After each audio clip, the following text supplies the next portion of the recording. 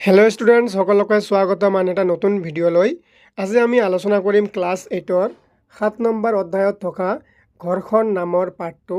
এই পাঠৰ অন্তৰ্গত অনুশীলনীত থকা যিমানখিনি প্ৰশ্নৰ উত্তৰ আছে গোটেইখিনি অতি সুন্দৰকৈ আলোচনা কৰা হৈছে। লগতে প্ৰশ্নৰ উত্তৰবোৰ তোমালোকক একেবাৰে চুটিকৈ লিখি দিয়া হৈছে যাতে তোমালোকে সোনকালে পঢ়ি শেষ কৰিব পাৰা। এতিয়া অনুশীলনীৰ 1 নম্বৰত দিয়া আছে খালী ঠাই পূৰ কৰা। এই নম্বৰ প্ৰশ্ন, পৰস্পৰ সংস্পৰ্শত থকা দুখন পৃষ্ঠৰ মাজৰ ডেছ ঘৰ্ষণে বাধা দিয়ে। খালী ঠাইত কি হ'ব? ইয়াৰ খালী ঠাইত হ'ব যে আপেক্ষিক গতিত ঘৰ্ষণে বাধা দিয়ে। তোমালোকে এই নম্বৰৰ খালী ঠাইত আপেক্ষিক গতি বুলি লিখি ল'বা। তোমালোকে প্ৰশ্নৰ উত্তৰবোৰ এনেকুৱা খালী ঠাই শুদ্ধ উত্তৰবোৰ তোমালোকে লগে লগে লিখি যাবা। তেতিয়াহ'লে তোমালোকৰ প্ৰশ্ন উত্তৰবোৰ ৰেডি হৈ থাকিব। পৰীক্ষাৰ আগত তোমালোকৰ ৰিভিজন কৰাতে সময় নষ্ট নহ'ব। বি নম্বৰত দিয়া আছে পৃষ্ঠৰ ডেছৰ ওপৰত ঘৰ্ষণ নিৰ্ভৰশীল। পৃষ্ঠৰ মসৃণতাৰ ওপৰত কি হয়? ঘৰ্ষণ নিৰ্ভৰশীল। তাৰপিছত চি নম্বৰ কুৱেশ্যনত দিয়া আছে ঘৰ্ষণে ডেছ উৎপন্ন কৰে। ঘৰ্ষণে কি উৎপন্ন কৰে? যেতিয়া দুটা বস্তু একেলগত এনেকৈ ঘৰ্ষণ লাগি থাকে তেতিয়া কি উৎপন্ন হয়? তেতিয়া সকলোৱে জানা তোমালোকে তাপ উৎপন্ন হয়। ঠিক আছে। এতিয়া ডি নম্বৰত দিয়া আছে কেৰম বৰ্ডৰ ওপৰত পাউডাৰ ছটিয়ালে ঘৰ্ষণ কি হয়? এখন কেৰম বৰ্ডৰ ওপৰত যেতিয়া পাউডাৰ ঢালি দিয়া হয় তেতিয়া এই কেৰম বৰ্ডৰ ওপৰত চলি থকা গুটিবোৰ এইবোৰৰ মাজত আৰু বৰ্ডখনৰ মাজত ঘৰ্ষণটো কমিব নে বাঢ়িব? নিশ্চয় কি হ'ব? কমিব। কমিলে তোমালোকে খালী ঠাইত কি লিখিবা? হ্ৰাস হ'ব বুলি লিখি ল'বা বা কমিব বুলি লিখি দিব পাৰা যে কেৰম বৰ্ডৰ ওপৰত পাউডাৰ ছটিয়ালে ঘৰ্ষণটো কি হ'ব? হ্ৰাস হ'ব বুলি লিখি দিয়া। হ্ৰাস হ'ব। হ্ৰাস মানে কমি যোৱা। এতিয়া নেক্সট দিয়া আছে ই নম্বৰত স্থিতি ঘৰ্ষণতকৈ পিছলৈ ঘৰ্ষণৰ মান কি হয়? কম হয়। স্থিতি ঘৰ্ষণতকৈ পিছল ঘৰ্ষণৰ মান কি হয়? কম হয়। মনত ৰাখিবা, এটা হ'ল স্থিতি ঘৰ্ষণ আৰু আনটো হ'ল কি? পিছল ঘৰ্ষণ। এই স্থিতি ঘৰ্ষণতকৈ পিছল ঘৰ্ষণৰ মানটো কি হয়? কম হয়। মনত ৰাখিবা এইবোৰ। নেক্সট দিয়া আছে 2 নম্বৰ প্ৰশ্ন, খালী ঠাইবোৰ শেষ হ'ল। এতিয়া 2 নম্বৰত কৈছে যে 4জন ছাত্ৰক ঘূৰ্ণি, স্থিতি আৰু পিছল ঘৰ্ষণ বলৰ মান অধক্ৰমত সজাবলৈ কোৱা হ'ল। কি হৈছে? এই তিনিটা বস্তু, এটা হ'ল কি? ঘূৰ্ণি, স্থিতি আৰু পিছল। এই তিনিটা ঘৰ্ষণৰ বলৰ মান কি কৰিবলৈ গৈছে? অধক্ৰমত সজাবলৈ কোৱা হৈছিল। তলৰ উত্তৰকেইটা উপস্থাপন কৰা হ'ল, কোনটো শুদ্ধ নিৰ্ণয় কৰা হ'ব? অধক্ৰমত যদি এই তিনিটা ঘৰ্ষণক সজোৱা যায় তেতিয়াহ'লে কোনটো ক্ৰম শুদ্ধ হ'ব? যেনেকৈ প্ৰথমত দিয়া আছে যে ঘূৰ্ণি, স্থিতি, পিছল। বি নম্বৰত দিয়া আছে ঘূৰ্ণি, পিছল, স্থিতি। চি নম্বৰত দিয়া আছে স্থিতি, পিছল, ঘূৰ্ণি। তাৰপিছত কি হ'ব? পিছল, স্থিতি, ঘূৰ্ণি। এতিয়া শুদ্ধ উত্তৰটো হ'ব অপশ্যন চি। অপশ্যন চিটো হ'ব শুদ্ধ উত্তৰ। অতএৱ স্থিতি, পিছল, ঘূৰ্ণি এই তিনিটা হ'ল এইটো হ'ল কি? অধক্ৰম। এই তিনিটা বস্তু অধক্ৰম হৈছে এইটো। প্ৰথমতে হ'ব স্থিতি, তাৰপিছত হ'ব পিছল, তাৰপিছত হ'ব কি? ঘূৰ্ণি। এতিয়া তোমালোকৰ অনুশীলনীৰ নেক্সট প্ৰশ্নত দিয়া আছে 3 নম্বৰ প্ৰশ্নত কি কৈছে যে ৰাবিয়াই তাইৰ পুতলা গাড়ীখন মাৰ্বলৰ শুকান মজিয়া, মাৰ্বলৰ তিতা মজিয়া, তিতা মানে তিতি যোৱা মজিয়া, পানী পৰি থকা মজিয়াত পাৰি থোৱা বাতৰি কাকত আৰু টাৱেলৰ ওপৰেৰে চলাইছে। কি কৰিছে? এই ৰাবিয়া নামৰ ছোৱালীজনীয়ে তাইৰ পুতলা গাড়ীখন কি কৰিছে? মাৰ্বলৰ শুকান মজিয়াটো চলাইছে। তাৰপিছত মাৰ্বলৰ তিতা মানে ভিজি যোৱা বা তিতি যোৱা মজিয়াটো চলাইছে। তাৰপিছত মজিয়াত পাৰি থোৱা বাতৰি কাকতৰ ওপৰতো চলাইছে। তাৰপিছত কি? টাৱেলৰ ওপৰেৰে চলাইছে। এতিয়া কথা হ'ল যে বিভিন্ন পৃষ্ঠৰ গাড়ীখনৰ ওপৰত ক্ৰিয়া কৰা ঘৰ্ষণৰ বলৰ মান ঊৰ্ধ্বক্ৰমত নিম্নলিখিত শুদ্ধ উত্তৰ হ'ব। এতিয়া ঊৰ্ধ্বক্ৰমত সজাব লাগে। ইয়াৰ শুদ্ধ উত্তৰটো হ'ব, আমি ডাইৰেক্ট উত্তৰটো চাম। ইয়াৰ শুদ্ধ উত্তৰটো হ'ব যে এইটো ক নম্বৰ অপশ্যনটো শুদ্ধ উত্তৰ হ'ব। তোমালোকে 3 নম্বৰৰ কটো হ'ব শুদ্ধ উত্তৰ। এই শুদ্ধ অপশ্যনবোৰ তোমালোকে লগে লগে কলম বা কাঠ পেঞ্চিলেৰে টিক কৰি ৰাখিবা। তোমালোকৰ পিছত সময় নষ্ট নহ'ব। অপশ্যনটো কি হ'ব যে প্ৰথমে কি হ'ব? ঊৰ্ধ্বক্ৰমত সজালে যে মাৰ্বলৰ তিতা মজিয়া, তাৰপিছত কি হ'ব? মাৰ্বলৰ শুকান মজিয়া, তাৰপিছত কি হ'ব? বাতৰি কাকত, তাৰপিছত হ'ব টাৱেল। মানে গাড়ীখন চলাওঁতে ঘৰ্ষণৰ বল আটাইতকৈ কম হ'ব ক'ত? এই তিতা মজিয়াখনত গাড়ী এখন বেছি চলিব। ঘৰ্ষণটো কম হ'ব, অৰ্থাৎ মানে মজিয়া এখন যেতিয়া পিছল হয় তেতিয়া কি হয়, ঘৰ্ষণটো কম হয়, সেইকাৰণেহে আমাৰ ভৰিটো পিছল খায়।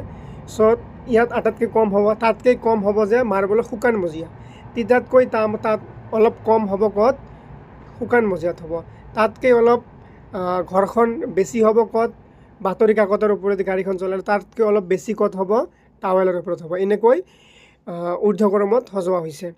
এতিয়া তোমালোকৰ 4 নম্বৰত দিয়া আছে যে ধৰা হ'ল তোমাৰ লিখা ডেস্কখন কিছু পৰিমাণে হেলনীয়া, ইয়াৰ ওপৰত ৰখা কিতাপ এখন পিছলিবলৈ আৰম্ভ কৰিছে, কিতাপখনৰ ওপৰত প্ৰয়োগ হোৱা ঘৰ্ষণ বলৰ দিশ দেখুওৱা। তোমালোকৰ কি কৈছে, ডেস্কখন অৰ্থাৎ তোমালোকৰ টেবুলখন কি কিছু পৰিমাণে কি হেলনীয়া, মানে এফালে হালি থাকে। হালি থাকিলে কি হ'ব, ইয়াৰ ওপৰত থকা কিতাপবোৰ নিশ্চয় পিছলি পৰি যাব। চ' কি কৰিছে, এখন কিতাপ পিছলিবলৈ আৰম্ভ কৰিছে। এতিয়া কিতাপখনৰ ওপৰত প্ৰয়োগ হোৱা ঘৰ্ষণৰ বলৰ দিশটো কি কৰিব লাগে, দেখুৱাব লাগে। উত্তৰ হ'ব যে ঘৰ্ষণ বলে গতিশীল বস্তুৰ ওপৰত সদায়ে ক্ৰিয়া কৰে আৰু ইয়াৰ দিশ সদায় বস্তুৰ গতিৰ দিশৰ বিপৰীতমুখী হয়। তাৰপিছত কি কৈছে যে সেয়েহে কি হয়, কিতাপখনৰ ওপৰত প্ৰয়োগ হোৱা ঘৰ্ষণ বলৰ দিশ কিতাপখনৰ গতিৰ বিপৰীত দিশত হ'ব, অৰ্থাৎ ঘৰ্ষণ বল ডেস্কখনৰ হেলনীয়া পৃষ্ঠৰ ওপৰৰ ফালে কি হয়, ক্ৰিয়া কৰিব। এতিয়া 5 নম্বৰ প্ৰশ্নত কৈছে যে দুৰ্ঘটনাবশতঃ মাৰ্বলৰ মজিয়াত তুমি এবাল্টি চাবোন পানী পেলালা। কি হৈছে, কিবা এটা ভুলৰ কাৰণে কি হৈছে, মাৰ্বল থকা মজিয়া এখনত এবাল্টি পানী পৰি গ'ল। ইয়াৰ বাবে মজিয়াখনত খোজ কাঢ়িবলৈ সহজ হ'ব নে টান হ'ব? যদি সহজ হয় তথাপিও কাৰণ লিখিব লাগিব, যদি টান হয় তথাপিও কাৰণ লিখিব লাগিব। ইয়াৰ উত্তৰটো হ'ল যে দুৰ্ঘটনাবশতঃ মাৰ্বলৰ মজিয়াত তুমি এবাল্টি চাবোন পানী পেলালে ইয়াৰ বাবে মজিয়াখন খোজকাঢ়িবলৈ টান হ'ব। কিয় টান হ'ব, এতিয়া আমি কাৰণটো ক'ম যে কাৰণ চাবোন পানীয়ে মাৰ্বলৰ পৃষ্ঠভাগৰ মসৃণতা বঢ়াই দিয়ে। কি কৰে, মসৃণতা মানে পিছল ভাগটো বঢ়াই দিয়ে।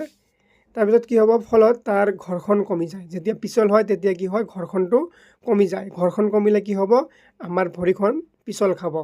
গতিকে খোজ কাঢ়িলে পিছলি পৰাৰ সম্ভাৱনা অধিক থাকিব।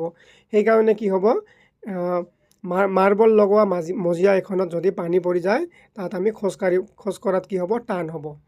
এতিয়া 6 নম্বৰ প্ৰশ্নত কৈছে যে খেলুৱৈসকলে গজাল থকা জোতা কিয় ব্যৱহাৰ কৰে, ব্যাখ্যা কৰা।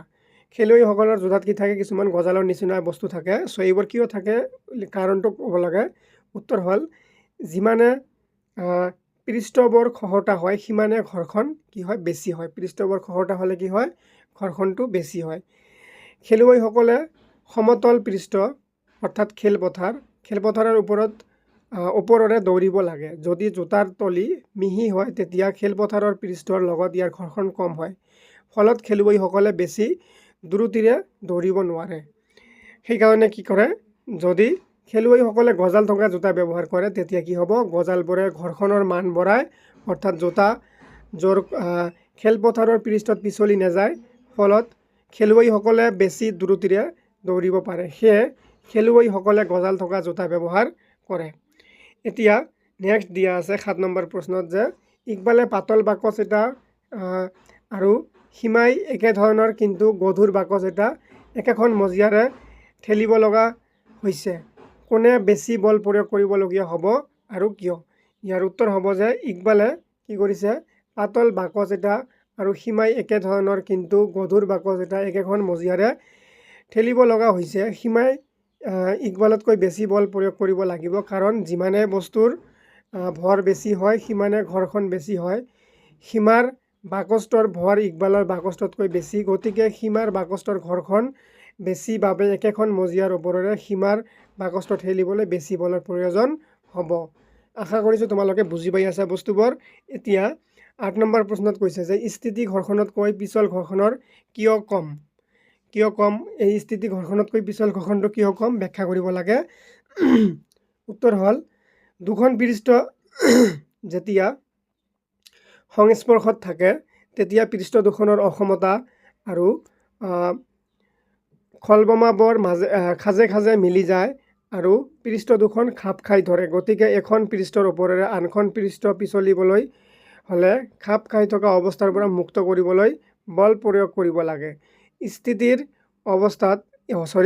অৱস্থাত এই খাপ খাই ধৰা পৰিমাণ বেছি হয়। যেতিয়া এখন পৃষ্ঠ আন এখনৰ ওপৰত গতি কৰে তেতিয়া কি হয়, তেতিয়া খাপ খাই ধৰা সময় কম হয়, ফলত ঘৰ্ষণৰ বলৰ পৰিমাণ কমি যায়। গতিকে স্থিতি ঘৰ্ষণতকৈ পিছল ঘৰ্ষণৰ মান কমি যায়। এতিয়া নেক্সট প্ৰশ্নত দিয়া আছে তোমালোকৰ যে উদাহৰণৰ সৈতে দেখুওৱা যে ঘৰ্ষণ শত্ৰু আৰু মিত্ৰ দুয়োটাই, মানে শত্ৰু মানে হ'ল কি তোমালোকৰ অপকাৰিতা, ঘৰ্ষণে কি কৰিব অপকাৰ কৰিব, আৰু মিত্ৰ মানে হ'ল উপকাৰ কৰিব। চ' ইয়াৰ অপকাৰিতা আৰু উপকাৰিতা লিখিলে হৈ গ'ল।